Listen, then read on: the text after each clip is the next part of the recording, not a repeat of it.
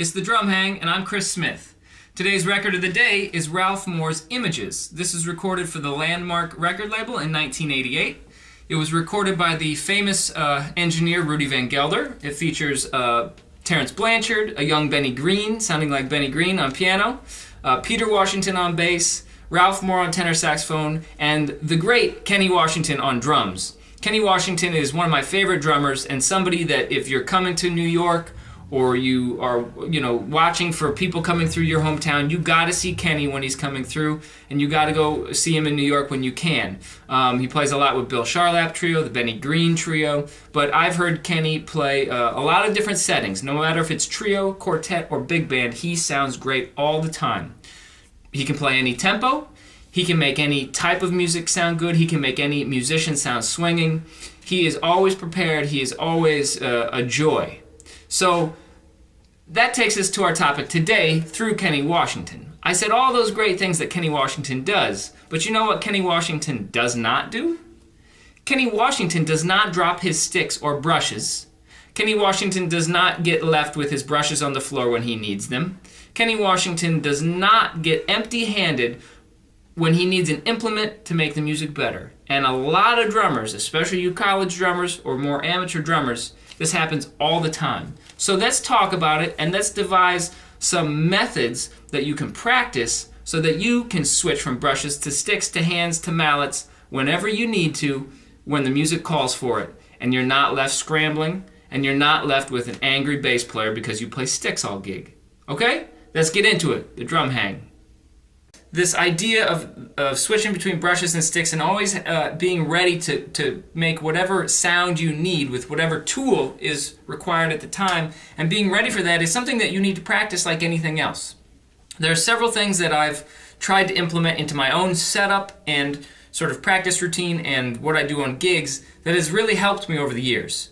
Here's a couple things. I always take 2 pairs of brushes to a gig. A lot of times I don't endorse any sticks or brushes, so that's not what this is about. But this is about helping you be prepared on gigs to sound great whenever. So, this is like a Vic Firth Heritage brush. It's softer. Like the classic Regal tip brush is fine too. Just a softer brush. So I'll have one set of brushes, and then I always have a second set of brushes. These are Regal tip. This is the Sutter brush.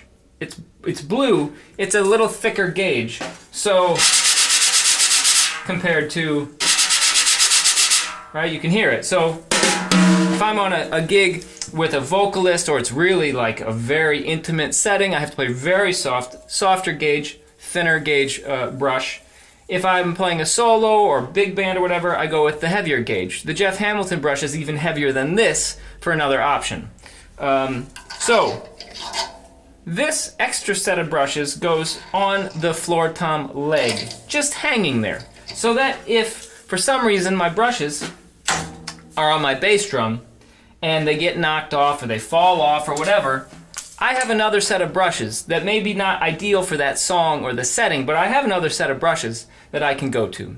Another thing that I do is I like to stick one stick in my bass drum right there. It doesn't go anywhere at that angle. I'm not going to kick it loose, and it's just hanging there. It's not in the way of me putting anything on my bass drum over here, as you can see, but it is there and ready to go if need be.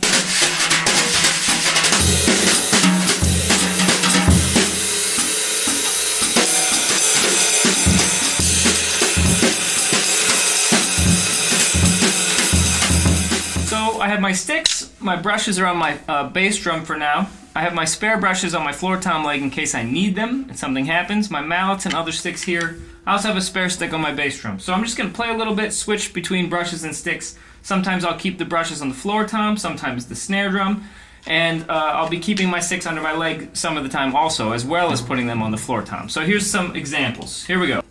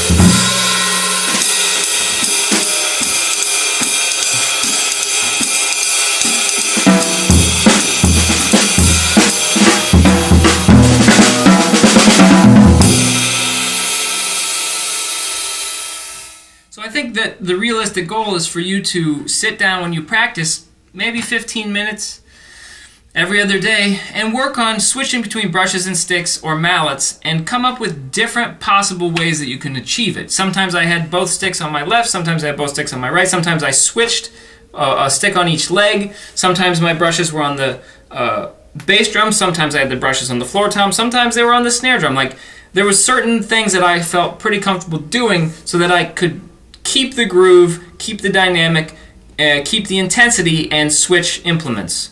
It's like really something you need to practice and think about, because otherwise you'll get flustered on the gig, you'll throw your brushes on the ground, and then you're screwed. Like, I hear a lot of students send me recordings. I'm like, why did you keep playing sticks behind every bass solo? It wasn't a conscious decision. Sometimes they weren't thinking, but the majority of the time, they're like, I dropped my brushes, or I couldn't get to my brushes, so I kept with sticks. That should never be the case, right? You always should be prepared for whatever sound you need to produce to make whatever musician you're playing with sound better. So that's the lesson for today, and something that we can all work on and get better at, because the masters show us exactly how it's done seamlessly. There's videos of Billy Higgins where he's playing with Cedar Walton. He has mallets under his arm, like for the whole Cedar Walton's whole solo. He's got these mallets under there because, of course, he knew he was going to go back to them, right? So why put them down? Why whatever? Just under the arm, play. Get used to playing with things on your floor tom. Don't freak out. Be calm. Be prepared. Be rehearsed in how you get to your sticks and brushes, and you'll find much better success on the gig. So I hope this is helpful. Thanks for checking out the Drum Hang, and I'll see you soon.